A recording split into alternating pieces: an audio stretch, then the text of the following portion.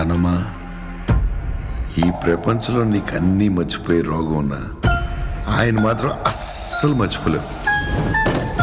గంగమ్మ, మన time start అయింది. Love you. అలాగే రాజా సాబ్. రే కనకరాజు, నాకు నీ గురించి తెలుసుకోవాలంది బాగా.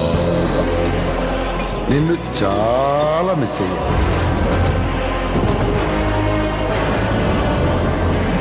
చిక్కినావు, చక్కగా వచ్చి వలలో పడినావు.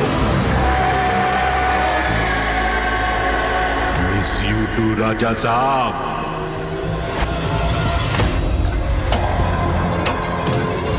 ఈ ఇల్లు ఒక మైసభ.